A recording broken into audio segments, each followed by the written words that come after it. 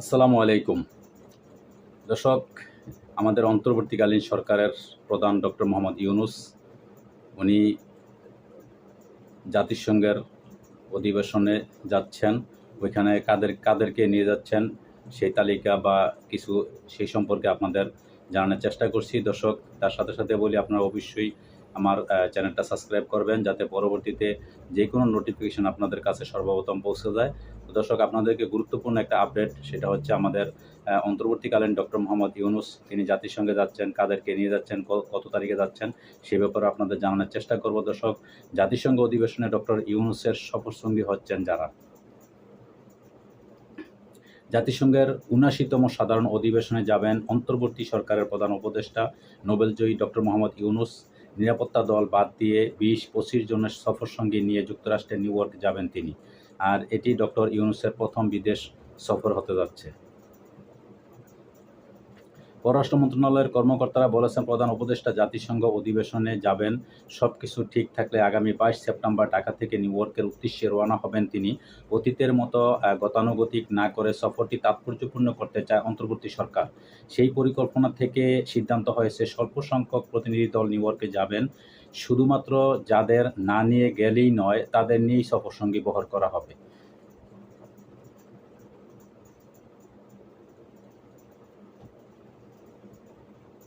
স্বল্প সংখ্যক প্রতিনিধি দল নিউ ইয়র্কে যাবে, শুধুমাত্র যাদের না নিয়ে গেলে নয়, তাদের নিয়েই সফরসঙ্গী বহর করা হচ্ছে।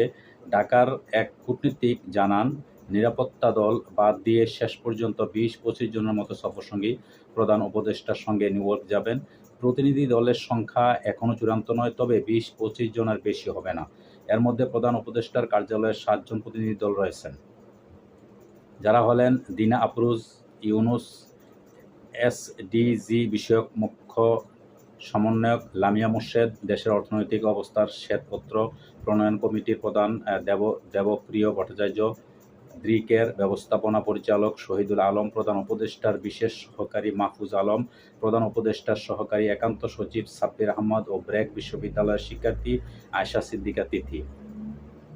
প্রতিনিধি দলের বহর নিয়ে পররাষ্ট্র বিষয়ক উপদেষ্টা মোহাম্মদ তৌহিদ হোসেন বলেন, জাতিসংঘ অধিবেশনে যোগ দিতে প্রধান উপদেষ্টা নিউ ইয়র্কে যাবেন। প্রধান উপদেষ্টা যাদের কাজ আছে শুধুমাত্র তাদের একটি ছোট বহর নিয়ে সেখানে যাবেন। অধিবেশন যোগ দেওয়া এবং যাওয়া আসার সময় মিলিয়ে ১ সপ্তাহের সফর হবে। করোনা মহামারী পরিস্থিতির কারণে জাতিসংঘের ৭৫তম অধিবেশনে সশরীরে যোগ দেননি সাবেক প্রধানমন্ত্রী শেখ হাসিনা। টানা ১৬ বছর ক্ষমতায় থাকাকালে প্রায় প্রতি অধিবেশনে সফর প্রধান হিসেবে যোগ দিয়েছেন তিনি। তবে প্রতিবারই নিউ ইয়র্ক নিয়ে যেতেন বিশাল বহর। এই নিয়ে প্রচুর সমালোচনাও ছিল। শেখ হাসিনা ২০১৫ সালে ২২৭ জনের একটি দল নিয়ে নিউ ইয়র্কের ৭০তম সাধারণ অধিবেশন এবং টেকসই উন্নয়ন বিষয়ক জাতিসংঘের বিশেষ শীর্ষ সম্মেলনে যোগ দিতে যান। ২০১৪ সালে ৬৯তম সাধারণ অধিবেশনে এই সংখ্যা ছিল ১৭৮, আর ২০১৩ সালে এই সংখ্যা ছিল ১৩৪ জন। বৈষম্যবিরোধী ছাত্র জনতার অভ্যুত্থানে গত ৫ আগস্ট ক্ষমতাচ্যুত হন টানা ৪ বারের প্রধানমন্ত্রী শেখ হাসিনা।